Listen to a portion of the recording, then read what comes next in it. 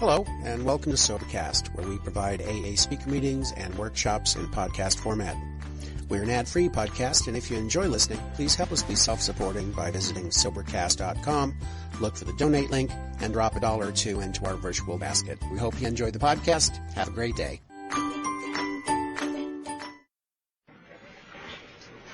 John, I got tickets to the Mavs game, and I can't. Well, did you ever drink at a Mavs game? Yep. Well, then I guess you're going to be at the meeting instead. I got friends who've got boxes at the Mavericks game. Never been to them. I got meetings on Tuesday nights. If I can go on an off night, I go. Accountability is not a bad word in Alcoholics Anonymous. It is not a bad word. I do not run herd over the guys that I sponsor. I am accountable to my sponsor. My sponsor knows me better than I know myself. My sponsor can spot BS out of my mouth. If my sponsor sees me screwing up, he will tell me. That is accountability. It's not him trying to micromanage my life, but when I screw up, he calls me on it. Me, Myers, and Cliff and Kurt and Michael Kelly made a pact a long time ago. Hey, if we start screwing up like that guy, can we call each other accountable? And right?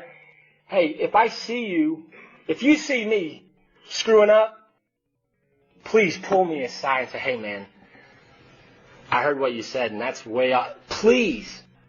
I've heard the story. Oh, did you hear so-and-so relapse? And then somebody pipes up, oh, I know, I saw him last Tuesday at the meeting and he looked like crap. And I'm like, well, did you talk to him? No. My sponsor holds me accountable. Right? And I hope that, like he said, like Ed said, I hope I'm open-minded and willing enough to be held accountable. Because sometimes, you know what, I screw up.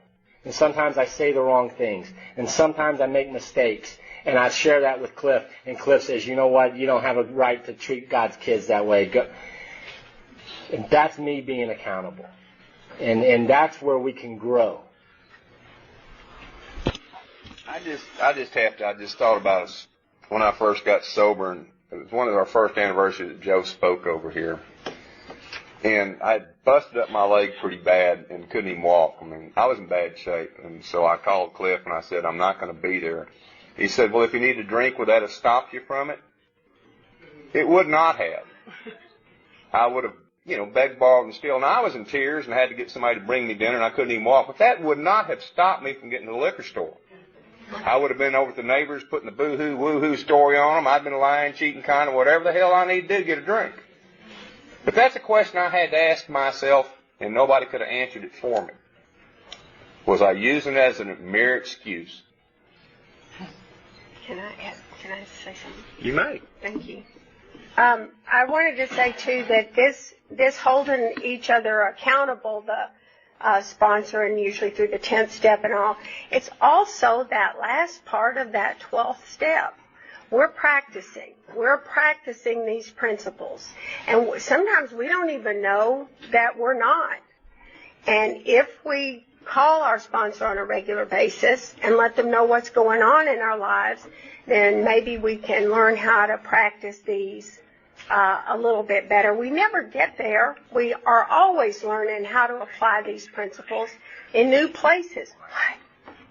Oh, sorry. We always learn how. I always eavesdrop it. We always try to apply we constantly, continuously try, and it comes through the 10th step. But it's also a huge part of that 12th step. We read that first part. Let's go carry this message. Well, wait a minute. We've got to continue to grow, and that's how we continue to grow, and that's how we hold each other accountable. The sponsor to the protege. Did that make any sense at all? I was trying to put too much in there, I thought. Can I add something to that? The thing that I noticed, just as our group gets bigger and we need to start holding ourselves more accountable just like we're doing today, the longer we stay sober, I think, we reach periods of growth, where we need to start aiming higher. And that becomes even more critical at an individual level.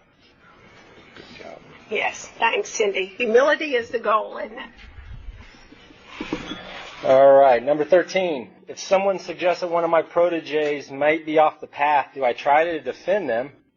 I distance personally. No, no, just kidding. Just kidding. Sorry, that was just a little levity. See if y'all are still awake. Do I try to defend them, or do I listen to see if the person I am responsible for might benefit from learning where they might have fallen short? And that's a good thing. I mean, if I'm falling short or whatever, I can assure you, Ed, I don't try to defend my guys. I try to get both sides of the story and see. Because this is an opportunity for growth. And sometimes we do, unbeknownst to us, we do something that might not be, copacetic, and it may be brought to my attention that, hey, so-and-so over here is saying some crazy stuff at this wind-up joint, and that's not, you're supposed to do step 3, and he gets up and talks about something else, and it's not appropriate or whatever. I want that brought to my attention so I can talk to my guy and say, hey, this is what we're trying to do here, keep it on the same page, do all this stuff. But it's a chance for all of us to become better and more effective. And those are the things that we should be asking ourselves. Is the message I'm carrying, am I being effective? Am I being a good representative, a good steward, I guess? Do I believe that my longevity and sobriety is dependent on my constant willingness to try and help others, and that I only keep what I have got by giving it away, and that the only way to be successful in AA is to die sober and living the 12 steps? Hey, I just ask God every day to keep me hungry. I want to keep doing what I'm doing. I don't ever want to get complacent. I don't ever want to look back at my days being sober and go, wow, I've been rocking and rolling for, however many days it's been. I think I'm going to take a little break. Say my prayer, ask God for guidance, take away those difficulties that block me from Him and from you, and I try to do what I'm supposed to do. And that's what I try to do.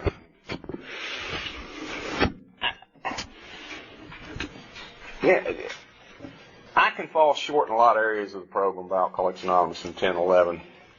But you go back to this 12-step work, it says nothing will so much ensure immunity from drinking as intense work with alcoholics. And the phenomenal thing about this, if I'm working with you, it's going to get me back on track of what I'm falling short in. It's kind of a crazy little deal, but if I'm sitting there asking you to spend this much quiet time in prayer and meditation to 10-step me to make these amends, it's all coming back to me. This is the crazy thing about this, and this is what I need to be doing. But then the other hook is it all about my ego thinking I'm going to go out there and save the world? Well, no, I'm out there to ensure my own sobriety and perfect and enlarge my spiritual life through doing this. Damnedest thing I've ever seen, but it works. You got a comment? I just wanted to say, how we talk about, we've learned that we're going to have to abandon ourselves utterly. And I think that we don't do that one time. I think that we do that and we learn to develop, or hope we learn to develop some sort of humility by abandoning self. And the way to abandon self, what this book teaches us. Oh, I was yelling my very best. Try again. I really was. I thought that was surely loud. Okay, you think I don't yell at people, but I do. I forgot. It was about, this is not something we do just once. Oh, yeah. Stop it making your face. You'll get there. You talk to me when you're 62. We abandon ourselves utterly to God, and we do that on a daily basis. And what we're seeking here is some sort of humility. And if you can't get that through sponsorship and 12-step stuff, I don't know where the heck you're going to get it. But it is readily available, and that is what we're looking for. And when they're talking about abandoning self, they mean all the way. I don't know of any one person who has ever could say that they have. I've known a lot of people, probably close. But to actually abandon self is a moment-by-moment, practice the presence deal. That's it. Thanks, dear. I got to say this before I get it back. We were doing a meeting in a wind-up joint one day, and following Cliff in there, and Cliff asked this guy how he's doing. He says, I'm perfect. Cliff looked at him and says, I guess we can fit you for a cross. And I thought, holy cow, I'll never say that. All right. I know we might get a little restless. We got like 3 or 4 more on this. Ed's going to cover a little bit of gossip, and I think what we're going to do is we're going to take like a little short break so everybody can stand up and get the blood circulating, whatever, smoke, but short break, okay? Short break. All right? Number 15, do I understand the importance of getting a prospect to take the steps as soon as possible and as quickly as possible? You know, page 24 says I got a week or a month or some small window for me to get from a hopeless state of mind and body to the power that's going to save my behind. And why on the earth would my sponsor want to keep me from the solution that's going to save my behind? Hey, we all make mistakes. I mean, I know I made a ton, still do, but I mean, I remember early on, man, it was like wham, bam, thank you, ma'am, just McDonald's fast, you know, you said hi to me in 1999, bam, we were in the steps. And I realized that today. I realized today that that was probably a mistake in a lot of those cases. I don't have a template of how I take a guy through the steps. Because some guys I have to read the book to. Some guys I have to go through it word by word and explain every single concept and every single word. Sometimes. But if they understand their truth, that they are screwed in step 1 and they got some hope in step 2 and they've read and we've gone through this information and they're willing to do what I do, which is out of this book, then we're going to go through the steps in a very timely fashion so that that person can have the same opportunity that I have to get to the power that saves their behind. Bill Wilson is very precise in his writing. If he would have meant for us to take our time through the steps, he would have wrote it that way. There's 12 steps. There's 12 months. Perfect. He would have wrote that. He didn't. You read the history. And I encourage you, if you like reading stuff like that, get online, search the archive stuff, and you will see article after inference, book, cross-reference, whatever. When they got a new guy, they did the little prayer in the upstairs room, they took him down, and they got him through the work immediately. And lots of times, doing steps 4, 5, 6, 7, 8, start making amends in one day, one afternoon. Bam. How bad do you want to be free? What right do I have to keep you away from the power that's going to save your life? But what right do I have to rush you through when you don't know what you're doing? So we got to find out. And that's a one-by-one basis. Some guys, you can do it. You know, a couple of these knuckleheads that I work with, man, it was like once they were ready, they were convinced, we've got through the steps in a hurry, and 2 weeks later, they're little sunbeams for AA, you know, and have been that way. Number 16. Yes. Stand up. Up. Stand up. Stand up. Stand up. This is the one thing that can be misinterpreted. You know, and I don't think it can be stressed enough because John touched on it. There is no one template for one person. And if I don't understand the problem, speeding me through a solution is going to cause more damage to me. And as long as you understand that, you can apply it. But until that problem is laid out to this person and they understand it and the desperation is there, then yes, speeding them through the solution can work the steps quickly. But if a person doesn't understand the problem, flying them through the solution will probably cause them more damage than you could ever do.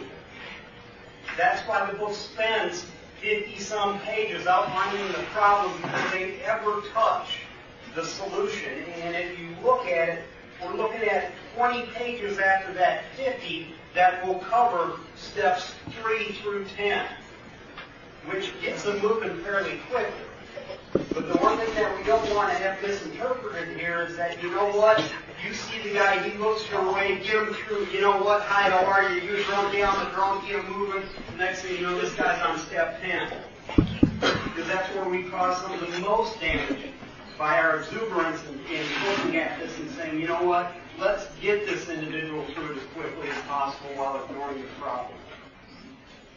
Thank you, Michael. And you know, the reason for that is we are responsible as sponsors or as 12-steppers, whatever it is, to be sure that they understand that first step before we move on, because it's the same old, same old. Somewhere down the road, I may think, well, I have been in AA. I have done the steps in AA. Never understood the problem, but I did the steps in AA like those people said. Well, then I don't want to be that person who sends you there. I don't want you alone with whatever gun that you have and sitting there trying to decide, well, AA didn't work. I did it just like it was in the book, and it didn't work. And that's why we're responsible, and it is taking responsibility for another person's life when we 12-step and when we sponsor. And I do believe that that God controls the results, but I think we need to be aware of that and ask for help in that area when we're talking to somebody, and not just be sitting there, wondering what the heck's going on, scratching our head, or letting them, tell us, oh yeah, I already know that. Really? What is that? What do you mean? What does the allergy mean? So anyway, I just wanted to say that. I'm glad that Michael brought that up, because we're the ones who are responsible to help them understand the reality of the nature of this disease.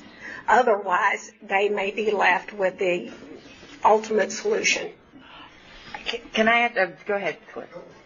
I was going to say that convincing me as a sponsor that you're an alcoholic, what Ed had said earlier, what Dara just said, is so important, because the most painful moments for me as a sponsor has been when I've sponsored someone who is giving me lip service that they say they're an alcoholic. They say that they've got the allergy and the mental obsession, but I don't think they're convinced, right?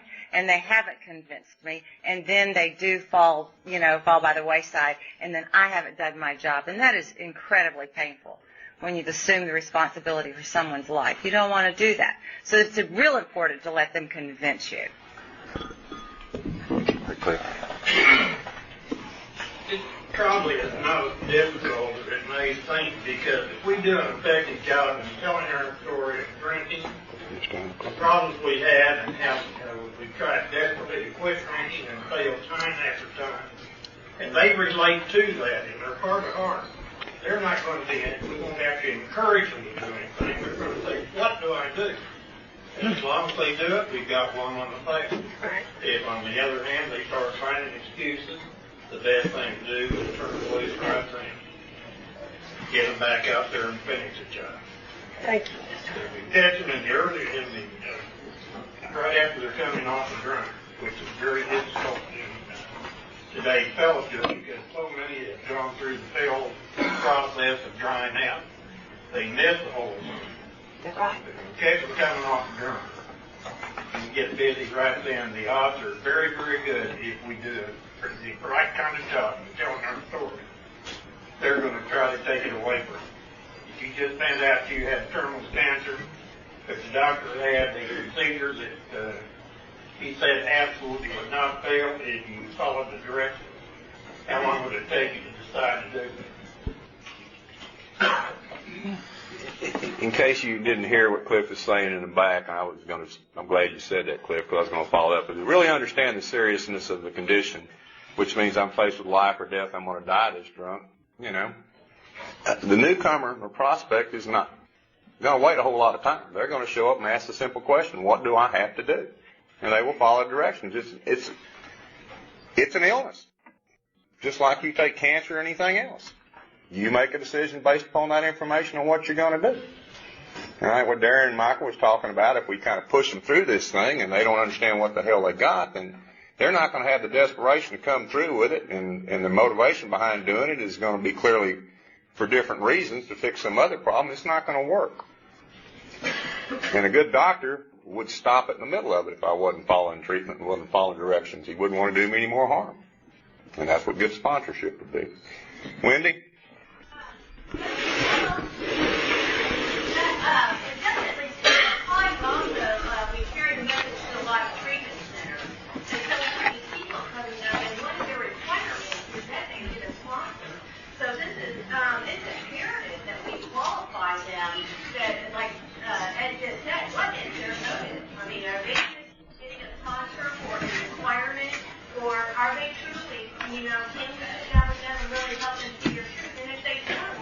We have worksheets on our worksite too, so, step 1, 2, and 3 worksheets. There's nothing wrong with letting them, while they're in treatment, go through that so we can see, how willing are they? Is it just, are they just trying to get a name on a piece of newcomer, or, are they really serious about getting sober? Absolutely. All right. Thank you, Wendy.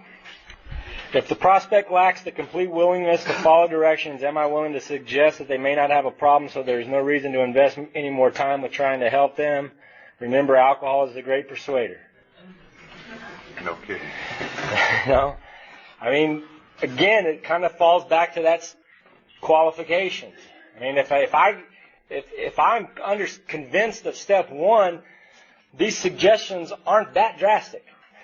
But if I'm not convinced, then going to a wind-up facility on a Friday night may cramp my style. You know? Will I call somebody on that? Yeah, you bet. And there's some great guys in this group tonight that I don't sponsor. Somebody else is sponsoring them now. But when I was trying to help, we didn't match right away. And that's okay. They got what they needed to get, and they got where they needed to get, and now they're willing, and everything's cool. But yeah, as a sponsor, it is my responsibility. If, my sponsor laid it out to me, we meet Tuesdays, Thursdays, and Saturdays. Your job is to be here. You also went through Homeward Bound, so your job is to be there on Friday. That leaves you 3 nights a week to do your laundry, go to the movie, mow the lawn. And I expect to hear from you every day. Quick. All right, there's my marching orders. I do what I'm supposed to do. I expect my guys to do the same thing. Let's find a night where you can do a commitment. You're going to follow me, and let's do that. And then when you learn the ropes, then you can have your own deal. And that's what we do. And if they don't want to do that, I got zero successful experience at don't drink and go to meetings. Zero. There was no good experiences to be had. I don't know how to sponsor that way. Here's the problem. Here's the solution. Here's the program to get me to the solution. You want what I got? Let's do what we do. Now, I realize that opinions can actually kill an AA. Not only the newcomer, but the group as well. And we hear all kinds of opinions. And they don't mean any harm by those opinions. They're not harmful in and of themselves, but when they become doctrine, they have the power to kill. And opinions in AA kill. And I don't want anybody's opinion. I don't ask for my sponsor's opinion. I ask for his experience. Well, you don't want to cover this concept. I know. Before we roll up that. This is good. Okay. I'm going to kick Right you here. out. I didn't, on the original sheet, we kind of omitted, or I did, the gossip part, and I want to cover that right now, and we're going to kind of move through it because it kind of ties in with this opinion deal. And trust me, we're going to have this done in just a few minutes because I know the butt can only take, the mind can only absorb what the butt can take. Somehow they're connected. But if you did get one of these handouts that says gossip, and the dictionary definition is to repeat as gossip, to tell idle or mischievous tales, tattle. Do I realize that it takes 2 to gossip? 1 to talk, 1 to listen.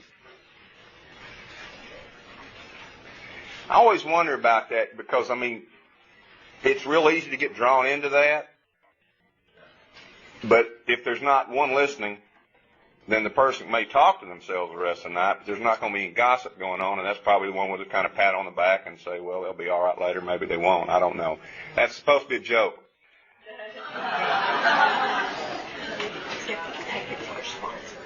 Yeah, and this is something, we've covered it over and over again, that Step 10 is going to take care of this, and I'm going to get to it in just a minute.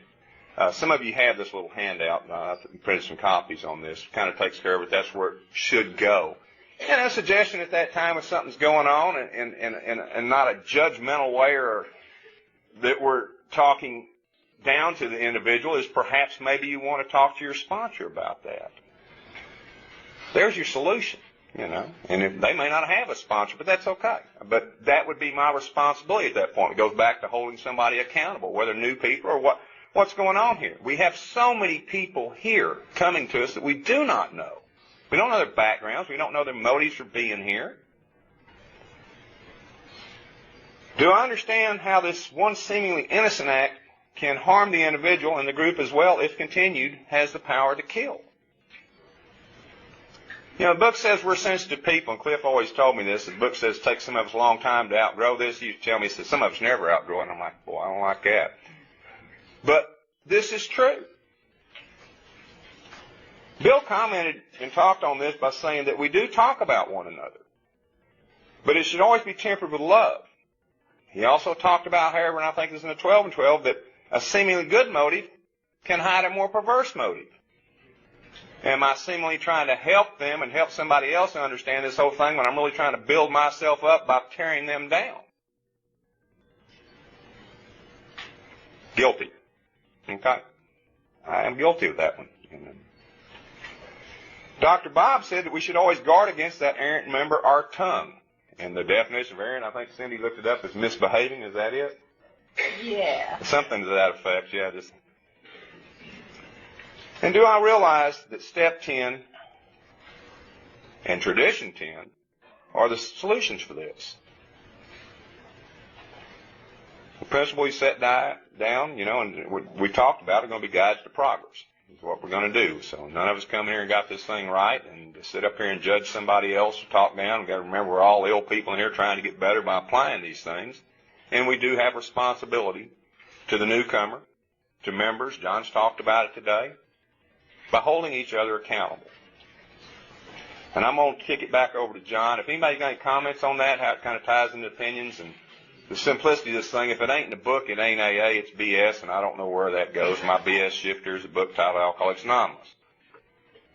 Out there, that's fine in the world and whatever else you do, but in here, this is what we do. We good? Yep, and the final one is, this is a good question to ask myself. Do I lead by example or do I just talk the talk? And, that's something that only I can answer, but hopefully by, relying on my sponsor and applying these steps and these principles that we can walk the walk instead of just talk the talk. And we're going to have just a couple-minute break, and then we'll come back because I know we're running out of time here. So that is manifested in that 12th step. That's all right. That last one is manifested in the 12th step. That's how you get it. Yeah, I was going to tell them I thought we'd be here forever. Yeah. I ask everybody to kind of get themselves situated. I know we've lost quite a few folks, and that's okay. It's running a little longer than we planned on, but we're hopefully going to get this thing wrapped up in about another 30 minutes at the very most. And God, we know we appreciate your patience, and it's still pretty phenomenal how many people are here. We're still waiting on Dara to get up here, so she'll be here in a minute. Waiting. Well, we have the cart before the horse, so bear with us just a minute. What we're going to cover next, and Cindy and Dara are going to cover that, and that's this, I guess, kind of code of conduct. Some of the wind-up joints we go to, and you ready to go? Okay. I'm going to let Cindy have this so you can take the mic, and we'll get this thing started. Okay, this is doing 12-step work, the guest code of conduct. Do I realize when conducting a meeting at a wind-up joint that my reason for being there is to carry the message of the big book and that I am only a guest there? We are guests at these places, right? We don't dictate policy. We are guests there. Do I understand that what they do there is none of my business? Tradition 10, no opinions on outside issues. I'm sure when Dara gets back, we're going to talk about these things a little bit more, but I realize that there's some time constraints here. 3, when conducting these meetings, do I realize that it is not a meeting of AA, but rather an opportunity we have been given to present the program of the Big Book? And 4, and then I'll stop with this one. If asked to conduct a meeting in a wind-up joint, do I carry a consistent message as outlined in the Big Book? Do I compromise our program, or do I explain what we do and how we do it and let it go at that? Detox stories, beginners meeting, 30-day programs, we do the steps, and long-term treatment centers, we read the Big Book. So we'll stop there and talk about these kind of together because these are in wind-up joints. You have something to say about that? What? I'm supposed to say something? I do have a couple of things to say, though. Did you tell them it was 30 minutes max? So we'll get through. It'll be 30 minutes max that we'll use to finish this up. A wind-up joint, one thing I want to say about a wind-up joint is if someone asks you to sponsor them, or if you're 12-stepping them and you spend time with them and everything, and this kind of overlaps with sponsorship, if you do that and then somebody gets up here or you find out they have another sponsor, they found another sponsor, and they're going to work the steps with them, God bless them. I mean, that's great. That is, it's not personal. It doesn't mean that you haven't done a good job. It just means that that's not the plan. There is a plan, and that ain't it. So if we can keep our egos out of this, and God bless them on their way, and if they found somebody else to work the steps with, then help as much as you can. But we don't want to Take it personally. Take it personally and get our egos involved. And the other thing is that the same thing in the group. Maybe somebody has had me for a sponsor for a long time. Then they decide, I'm not going to do what that witch tells me to do one more time. Listen, God bless and Godspeed. I understand that. I mean, I wouldn't do what I do if I didn't have to either. Now, maybe today I would because things have kind of changed around, but I can assure you that I'm not going to follow the straight and narrow if I don't have to. So what I'm saying is I think we can help each other a lot by that. I don't know if the guys have this going on or not, but something that used to work in my experience, what worked was we would call each other and say, so-and-so asked me to sponsor them. I know you've been sponsoring them. Do you have anything that would help? Do you have anything to offer that would help me help her? And then that person knows, and they're not all, freaky about it and thinking, I did something wrong or something. They get to know that that they're helping. And also, sometimes they have valuable advice. So it's just a way, and we don't have to do it that way. I'm just saying that my experience has been that seemed to work out very well, because then nobody was left out and people were included, and the best thing was done for the protege or the new person. Okay, and I do have something to read about these wind-up joints. Where is it? I had it right here. Yeah, okay. One of the things is this what I was going to read? Is that what you guys were talking about me reading? This? Well, I was going to show it to them. This program is discussed at AA group meetings. We have open speaker meetings when we carry the message, and we can tell our story. Sometimes we rotate that. The other thing we do is AA members also can take meetings into correctional and treatment facilities, so we certainly do that. And AA members may be asked to conduct the informational meetings about AA as a part of ASAP. I'll call Safety Action.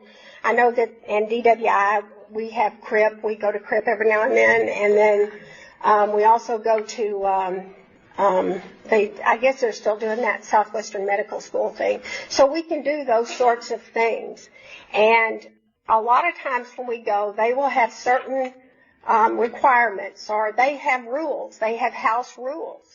And they can be regarding, I'll just use Salvation Army as an example, okay? Some of us come in here and don't have any idea about how to dress. This is true for me. How to dress. I'm used to going to the bar every Friday and Saturday night. I'm not used to going to AA. Now, I will tell you this. In my bed, I wasn't going to any bar, but that's another story. Anyway, I want to know how to dress going to Salvation Army. First of all, we ask whoever hooked us up, are there any requirements? And they call and they find out, because Salvation Army has that you must have 1 year sobriety to attend the meetings, have 5 years sobriety to sponsor a Salvation Army client, dress respectfully since Salvation Army is a Christian facility, not chew gum, eat food, or bring drinks into the meeting. This is an opportunity to get outside of ourselves. If you're someplace and you don't see everybody smacking gum, probably don't allow it. They don't have soda pops in there, probably don't allow it. Arrive at sufficient. 6:30 to 6:45 is what we do that for a 7 o'clock meeting, so we can all go upstairs together, because there's several of us that go, and so we don't want to come in like a herd of cattle.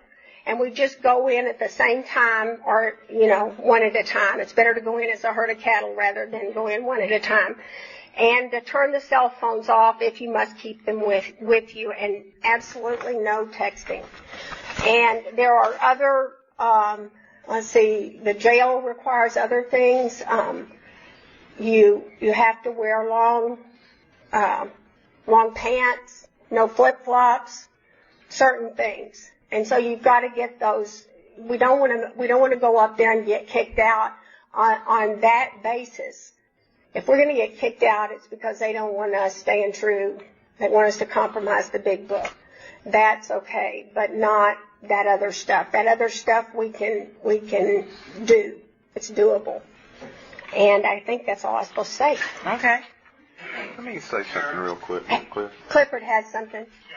Going to wind up, Joe, if you're not sure after Friday, be sure to ask your father. Absolutely. Absolutely. Please just ask me if you would like. I gotta throw one thing in there, and I'm gonna give it back to girls, but and Cindy kind of blew through this thing over when conducting a meeting. I realized this is not a meeting of Alcoholics Anonymous. We used to prefix every one of these meetings going to these places. This is not a meeting of AA. Yeah. And that is huge. We're not there yet. Yeah, you did. Okay. Okay. All right. But anyway, I'll let the girls cover it. But this is what I'm trying to say is this is something that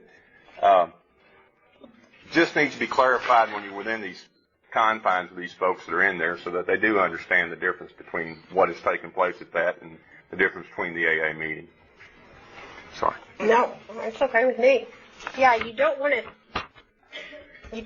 I've got cookie in my mouth. You don't want to try to do a closed AA meeting. Wendy has a question. Many times these places want us to take a position on medication. Yeah. That's your. Don't. That's your answer. Just absolutely don't. We do not. Unless, even if you're a doctor in here, don't give a rat's. We're not their doctor. So no, we have absolutely no position on medication. You can tell your experience with medication to that person, but be prepared. They're going to say, so-and-so said I shouldn't take it, or so-and-so said I should take it. And it's just not true. I mean, we don't have a position on medication. We're not doctors. And even if you are, because I do know some, even if you are, you're not their doctor.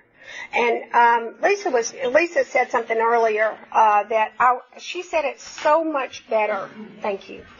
She said it so much better than I could. She was talking about when you are told something by a sponsor when you're new in the program and you're just getting your feet on the ground. Lisa, would you mind saying it? I would say it, but you said it 100 times better. Okay, my name is Lisa, and I'm a recovered alcoholic.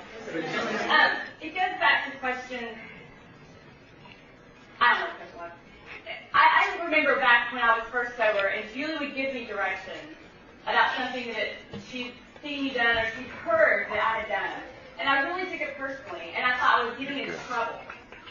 And it took me a while to figure out that I really wanted what she had, right? So I was just going to shut my mouth. And it took me a while to figure out that I put my ego aside, that I wanted to get in trouble. She was really guiding me to show me what she had, that my ego was there, that I was getting in trouble. She was trying to love me, to show me that path. So if someone says, because I do things, and I've made mistakes, obviously, as a sponsor, and I will forever, but that's her role. I'm not in trouble. So, and some of my girls will say, well, I don't want to get in trouble. No, making mistakes is how we learn. Making mistakes is how we learn. You're not in trouble. That's all. Okay.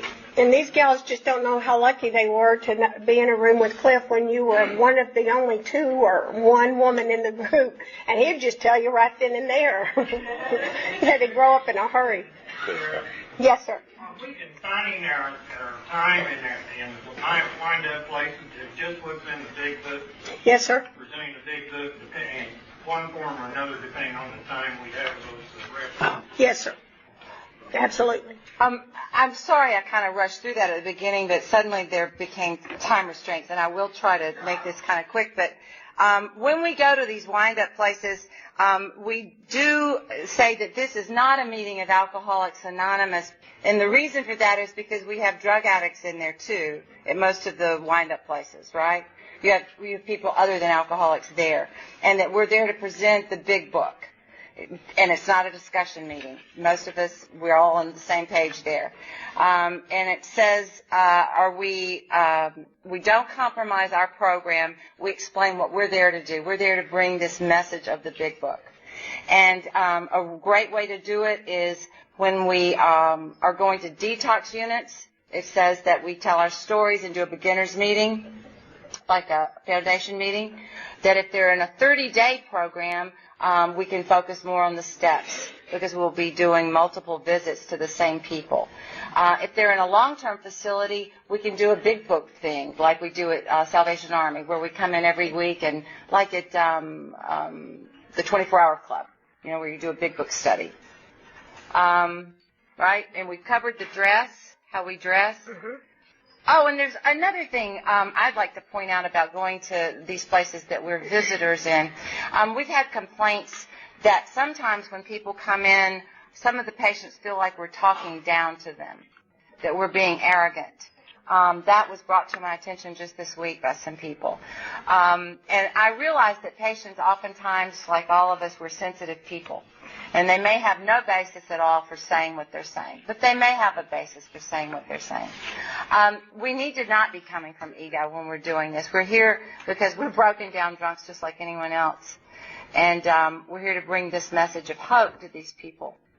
I love how the big book puts it, that we're not there. We have a real answer, no attitude of holier than thou. A sincere desire to be helpful, no access to grind. No people to please, no lectures to be endured. We're not there to lecture anyone on anything. And sometimes I think some of the patients get the feeling that some of us are doing that. And that's kind of a reputation that we've gotten in some of these places.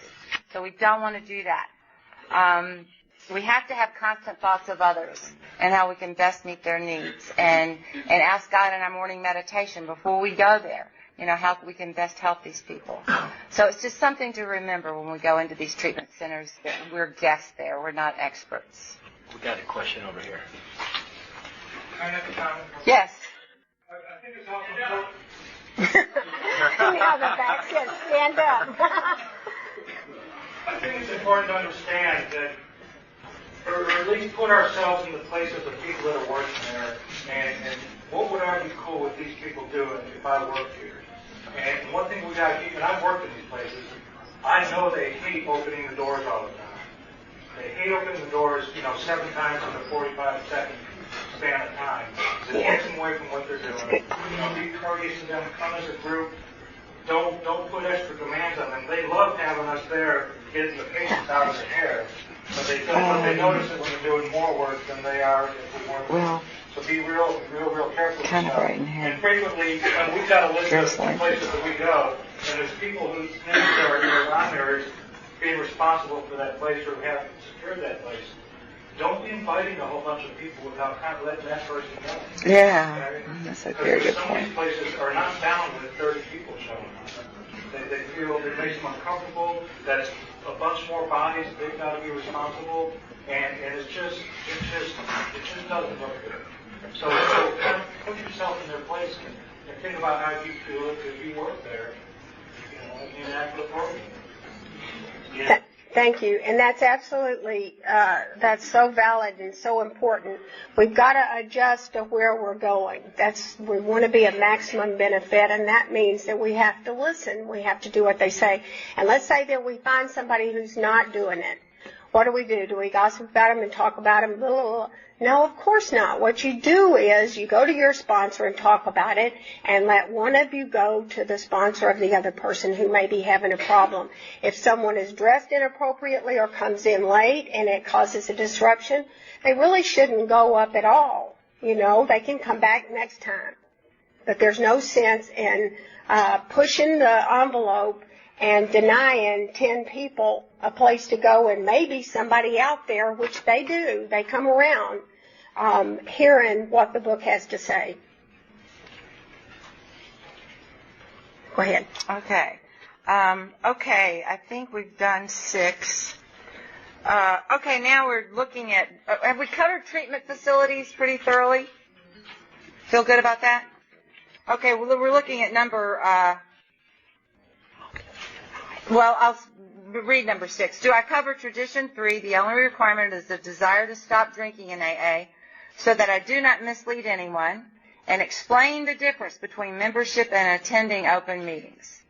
That's a great thing to make people aware of, you know, the tradition 3. That AA is for the alcoholic, CA is for the cocaine addict, etc. That we explain that to people, because you know people in treatment centers, they think AA is for everybody. They've been told that. So that's a great opportunity for us to explain that. Can I say something? Yes, go. I was just at the jail the other day, and there was a girl in there who had been in AA for a really long time, and she had been sober for X amount of time. Well, one reason is because she had been there in the jail, but also she was just hell-bent on that, busting that tradition. She didn't understand it. She says, yes, but the exception needs to be made. And you run into people like that who want to argue with you. And I just, you know, you can tell them that you can't compromise what the book says and what the traditions say. That you understand what she's saying, but that's not applicable. And you don't have to compromise what is right there for AA. Do you get it? Okay. Okay. What? Number 7. When asked to speak at another AA group, do I realize that I'm only a small part of a great whole, and that when telling my story, I'm to tell in a general way what I used to be like, what happened, and what I'm like now. Yeah. And that's attraction rather than promotion. Yeah, we just have our experience, and we get up there and we tell them about it and how we got here and what's going on for us today. And, you know, sometimes you'll have somebody come up. I know Myers is an expert at this, and he can teach us a lot about this stuff, and Clifford too. A lot of experts in here about our helpful people in here who can help us when people come up to argue with us after we've told our story.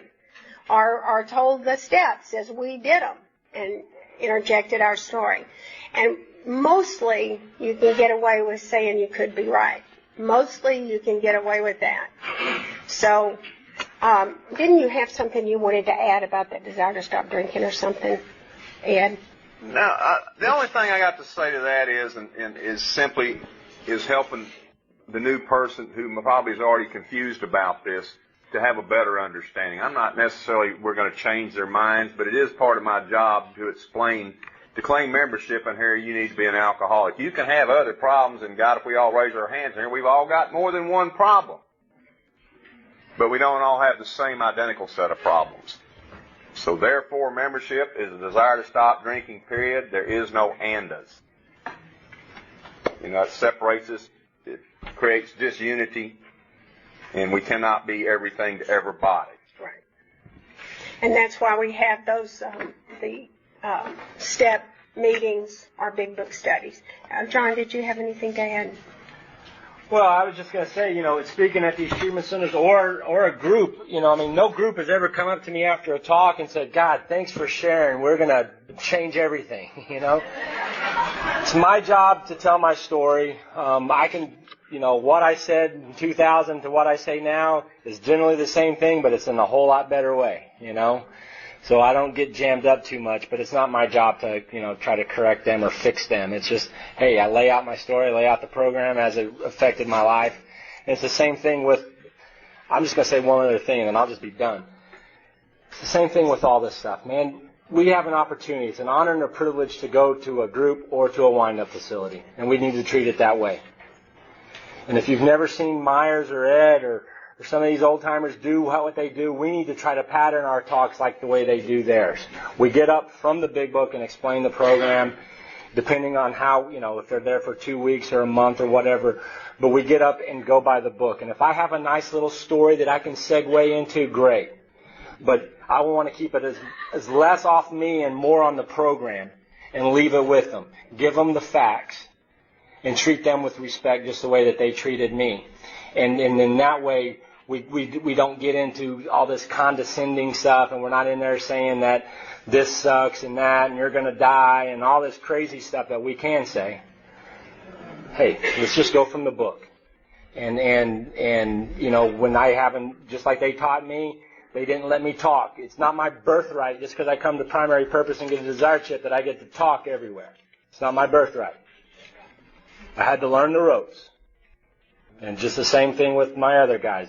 They had to follow me around. They were at 24-Hour Club. They were at Homeward Bound. They learned to talk. And when they were there and they showed a commitment, they were doing what they do, guess what? We gave them a page or two to read. Get up, say your sobriety date, say your name, read the 2 pages, and sit down. Right? Sounds harsh. But they learned. And the next thing you know, they've got their own wind-up joints. And now they're teaching guys to do it. And that's what we found is most effective. And that's what we're trying to carry on. It's not about my ego. It's about, hey, how do we effectively present the program of alcoholics to those who are dying just like us? All right. We're kind of pushing the envelope on time here, so we'll see if we can get through this. You have no idea how fast I can talk. When doing the steps at another group, do I speak with an attitude or with my ego of elitism, or do I present the program as it is outlined in the big book, sharing only my experiences as they relate to the steps? And that's just what John said. He was just he answered the question and then we read it. Okay, and the next thing is, have I come to realize that each opportunity given and taken ensures my immunity against the first drink? We all get that, right? Surely to God we get that. I mean, how else can you say that? Okay, has anybody out there have a question or anything to say or add or take away? Whatever. Have I screwed it up yet, Michael? Am I truly responsible? That is to say, 1, do I continually try to apply step 10, 11, and 12 in my life? If you're doing that, you're helping people. And you don't have time for anything else. You're pretty full. Do I try to adhere to the 12 traditions? Do I search and look for those alcoholics who are still suffering and work with them if they are willing to make the effort? And that is a big if. And 11, do I realize that by doing these things, I can rest assured that AA will be here for those yet to come, so long as God decides to use us. And you may think that you may not have kids or grandkids that are going to use this, but let me assure you, you may. How many of you thought you'd wind up here? Yeah, really. High aspirations. We love you. Some of us kind of knew, but some of us, it was a big surprise. So anyway, we do want to keep this thing, maybe they are the kind of drunks that we are in this room. And this, this studying this book, adhering to these traditions, obviously it isn't for everybody that calls themselves Alcoholics Anonymous. But if you wound up here, more than likely you belong here. And we might as well just ask for our will to be aligned and make it as painless as possible. Clifford. Cindy said you had something to say. Oh, I'm wrong. You all done very well. Okay, Bill's story, simple but not easy. A price had to be paid. It meant the destruction of self-centeredness. That's why we abandon ourselves utterly. It's going to be a continuous process, this destruction of self-centeredness. My friend had emphasized the absolute necessity of demonstrating these principles in all my affairs. Particularly was it imperative to work with others as he had worked with me. Faith without works is dead, he said, and how appallingly true for the alcoholic. For if an alcoholic failed to perfect and enlarge his spiritual life through work and self-sacrifice for others, he could not survive the certain trials and low spots ahead. If we want to die sober, we have to live by the steps and the traditions in the group and the concepts, which I sure need to learn more about. Anybody have any questions? Did we hit on everything? We went so quickly over to carrying this to the doing the 12-step stuff. No? Is it good? Yeah. Time and dress and keep it within your sponsor. We kind of got it. I think it's pretty nailed there. All right. All right, I guess we'll close in the, oh, wait, Ed wants to say something. Hold on. Brad, Bashful got something at the last?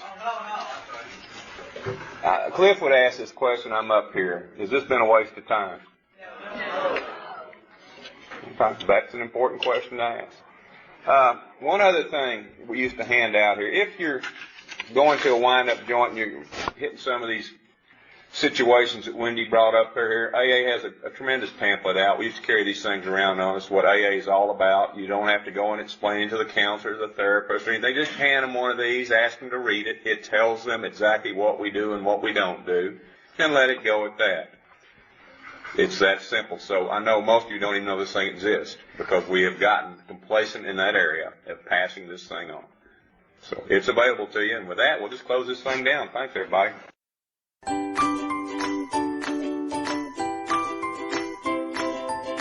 Thanks for listening. I hope you enjoyed the podcast. Sobercast is ad-free, and we'd like your help in order to keep it that way.